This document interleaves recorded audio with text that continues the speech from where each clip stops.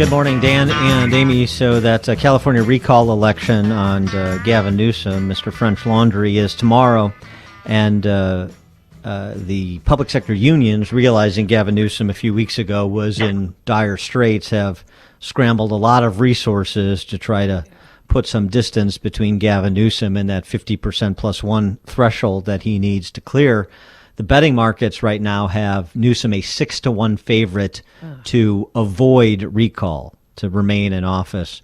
So at least according to the polling and the betting markets, the public sector unions have been able to create that distance. And again, we knew this was going to be uphill the entire time because of just the massive disparity between those self-identified Democrat socialists and anybody who lives with both feet planted on the firm ground in this country. And Governor Newsom, he campaigned with Kamala Harris. Today, President Biden, he needs to call out the president. Yeah, I think that might help Larry Elder, who spoke to the media yesterday about people keep tagging him as an anti-vaxxer, and he's not. I'm not anti-vax. I've been vaccinated. What I'm opposed to are vaccine mandates and face mask mandates. Yes. As if the truth mattered. Right. As if the truth mattered to the left or to wide swaths of that electorate, unfortunately. One interesting thing, despite what the betting markets and the polls are saying, boy, it would be an additional layer of delight if this mostly mail-in election turned out in favor of, recalling Newsom and making Larry Elder the governor, because, mail-in, that's one more step that you have to take. And if you don't have a motivated electorate, do I really care that much about Gavin Newsom's future with all of the disappointments and how catastrophic the situation in California is with homelessness and crime and COVID lockdowns and by extension the economy? You could have a motivated recall and motivated elder electorate, perhaps, stage a surprise. For more on the topic, we're pleased to be joined by Curt Mills. He's the contributing editor of the American Conservative. Curt, thanks for joining us. Appreciate it. Hey, good morning. Good morning. So what chance do we have with the blackface of white supremacy, as Larry Elder has been termed? It looks like the chances for Newsom to be ejected are thinning. This race has sort of opened up considerably in recent weeks. That all being said, I think we are in something of a new normal in elections generally, which is that basically people's faith in polling is quite wafer thin, and we really don't know. But it looks like that once this race, and just to be clear to your viewers, the way this works is voters in California get two choices: one, yay or nay on the recall. And then two, even if they vote no on the recall, pick from a list of about 40 candidates. Now, the Democrats and Newsom have urged everybody to not vote for a replacement, to leave that section of the ballot blank. Obviously, that's a controversial strategy, and it complicates the matter. I think since the race broke open between Newsom and Elder as the clear most likely Republican to replace Newsom, it raises all kinds of interesting questions about the Republican Party's strategy in this race. Well, there's 10 million registered Democrats in California and only 5 million Republicans. Do they see that, there's 47 or 45 other names on the ballot? Are they all going to back Larry Elder, do you think? Well, it doesn't really matter because it's whoever is the plurality winner on that second question would become the governor in the event that it was a yes vote. But even if they vote to maintain Newsom in the office, the nature of this campaign and how Larry Elder has been treated, the racial nature of this campaign, I wonder if that will have lasting impacts, both damaging to Newsom and his national aspirations, and perhaps energizing to Republicans, not just in California, but around the country, and black Republicans at that. Yeah, I'm not sure what national ambitions Mr. Newsom still has. He's obviously fighting for his political life right now. The fact that his sort of friend and rival, Kamala Harris, is the vice president from that state, I think his pathway to the presidency, if he ever seriously considered it, it's closed, at least for the foreseeable future, assuming he survives this recall. That all being said, I do think the race, like I said, poses interesting questions. The race has become very nationalized, and I assume, in a state as large as California, it's almost unavoidable. But Elder is very much a sort of a national Republican, and further right wing than perhaps the Republicans who could win this state. That all being said, the Republicans picked somebody with high name ID. He's a famous radio host in the state, and he picked someone who's very charismatic and an African American. One would have thought that the endorsement, or all but endorsement, that he got from the radio host or the podcast host Joe Rogan would have helped Elder, but I think ultimately the attacks on Elder as too extreme have been quite effective.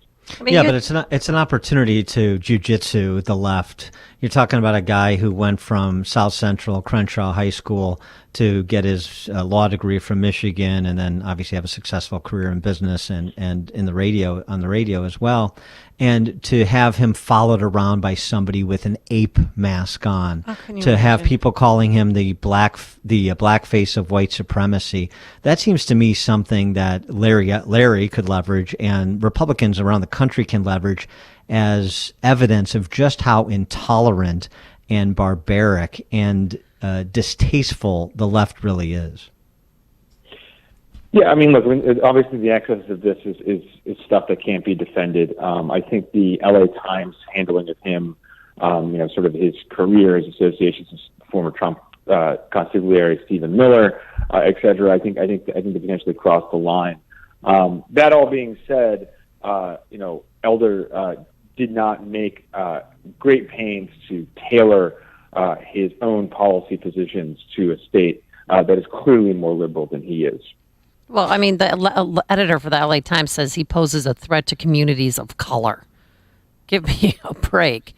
And if it was anybody else in an ape or a gorilla mask throwing an egg at a black Democrat, are you kidding me? That would have made the news, but this was hardly picked up, what happened to him when he left that homeless encampment in LA. No disagreement. He's obviously not getting any favors as a black Republican. Yeah, it's interesting. I mean, I think obviously it would have been more dynamic had Elder triumph, but who knows? If he does win tomorrow, it will be the biggest polling miss since Brexit. So everybody thought that was a done deal, and it will be felt in space. It will be that seismic. But it'll be if they actually pull this off. I argue that it would be the largest Republican victory since Trump won in 2016. Think about it. I mean, what's the bigger electoral win? So yeah. Oh yeah, and just on the sort of the political strategy perspective, I think Elder hewing to who he is the right play. He's got to be who he is and who he's been for 7 decades on this planet. Number one, number two. This race should be a referendum on Newsom, and he's obviously, understandably, trying to make it a referendum on Elder, because if it's a referendum on him, he loses, and he's got a lot more firepower, both in terms of money and infrastructure with the public sector unions.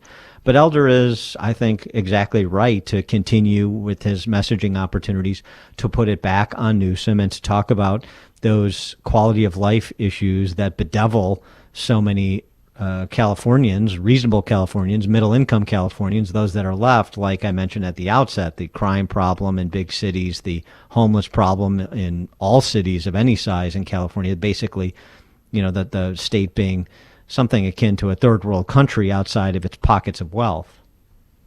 Yeah, look, I spent time in California probably more than any other place other than D.C., so I guess that doesn't make me a great heartland journalist. But what I would say about California is it's very strange, where the problems are so obvious, the extreme wealth and the extreme beauty, but also the extreme inequality and, the extreme desperation.